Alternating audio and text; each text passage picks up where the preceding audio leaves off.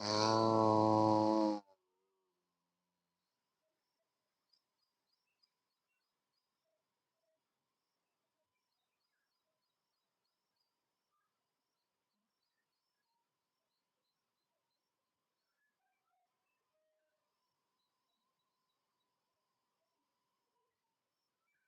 सभी को प्रणाम।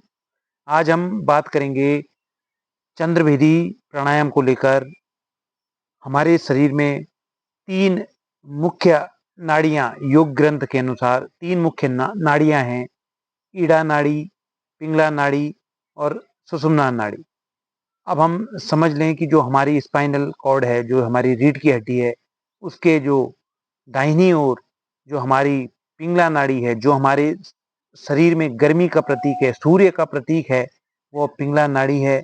और जो हमारे स्पाइनल कॉर्ड के दाहिनी बाईं तरफ जो नाड़ी है, वह ईड़ा नाड़ी है, वह हमारी चंद्रमा है। तो 3 जो मुख्य नाड़ियां हैं, ईड़ा, पिंगला और सुषुम्ना, इन तीनों नाड़ियों का सामंजस्य ही हमारे शरीर को स्वस्थ रखता है। तो हम समझ लें कि ईड़ा नाड़ी हमारे शरीर की ठंडक कहलाती है, पिंगला नाड़ी हमारे शरीर की गर्मी कहलाती है, और जो सुषुम्ना नाड़ी है वो मध्य नाड़ी है।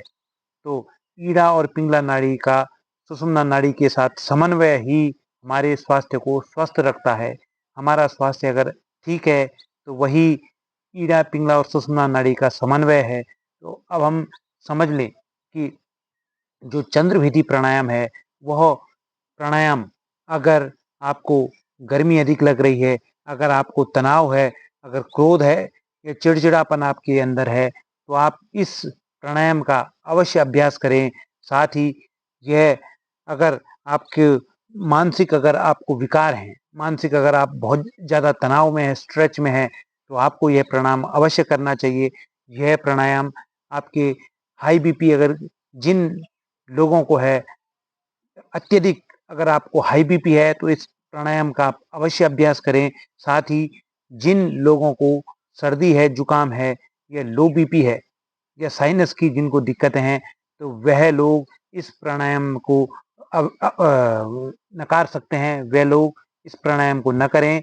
बाकी सभी उम्र के लोग, चाहे बच्चे हों, चाहे बुजुर्ग हों, चाहे सीनियर सिटीजन हों, तो आप सभी उम्र के लोग, लेडीज़ हों, किसी भी उम्र की हों, वह भी इस प्राणायाम को कर सकती हैं।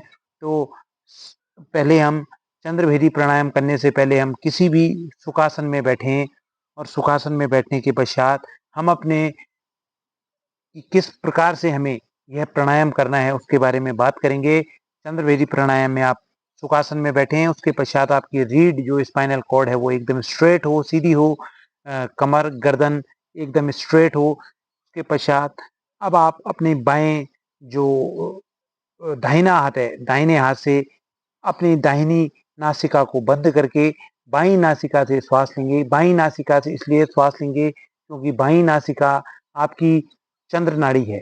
चंद्र नाड़ी को आपको एक्टिवेट करना है, चंद्र नाड़ी को आपको जागृत करना है। तो आपकी जो बाईं नासिका है वह आपकी चंद्रमा है। तो आप बाईं नासिका से श्वास लेंगे।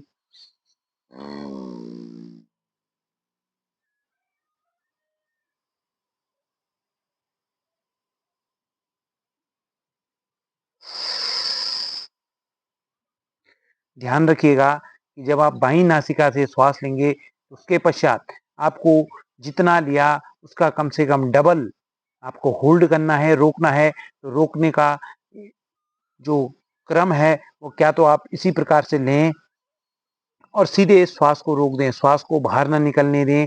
या आपको लगता है कि आपकी इस प्रकार से करने से श्वास बाहर आ जाएंगी, तो दोनों नासिकाओं को आप इस तरह से बंद कर दीजिएगा। इस तरह से आप बंद कर दें, और जब आप एक्सेल करें, प्रश्वास करें, तो आप अपनी दाहिनी नासिका से एक्सेल कीजिएगा। क्रम हमेशा जो चंद्रभेदी का होगा वह एक ही जैसा क्रम होगा, अर्थात आप अपनी बाईं नासिका से श्वास लेंगे और उसको होल्ड करेंगे, उसको कुंभक लगाएंगे, और उसके पश्चात पुनः आप अपनी दाहिनी नासिका से इसको एक्सेल करेंगे। तो यही क्रम निरंतर आप 3 से लेकर 5 मिनट में स्टार्टिंग में करें। सुबह का समय इन जो प्राणायाम है इनको करने के लिए बेहतर होता है। तो 3 से लेकर 5 मिनट तक आप चंद्रभेदी प्राणायाम की शुरुआत करें। आपको अपने क्रोध में कमी, चिड़चिड़ेपन में कमी, आपका जो हाई बीपी हो चुका है उसमें भी आपको कमी लगेगी। शरीर में आपके जो गर्मी है वह भी इससे कम होगी और इससे पित्त का भी नाश होता है। जो पित्त आपका त्रिदोषों में आता है, वो त्रिदोषों का जो अंग है पित्त, उसमें भी कमी आती है और वात, पित्त और कफ का संतुलन ही हमारा स्वास्थ्य है। जिस प्रकार से आपको यह प्राणायाम बताया गया है, आप इसका अभ्यास गर्मियों में अवश्य करें और जब अत्यधिक सर्दियाँ हो जाती हैं, उस समय चंद्रभेदी प्राणायाम करना अवॉइड है, उस समय इस प्राणायाम को नहीं करना होता है। तो इसी तरह की जानकारियों के लिए आप हमारे साथ बने रहिए। आज हमने चंद्रभेदी प्राणायाम के बारे में आपको बताया। आशा है आप सभी लोग इस चैनल से जुड़े रहेंगे, शेयर करेंगे, फॉलो करेंगे और सब्सक्राइब करेंगे। धन्यवाद और प्रणाम।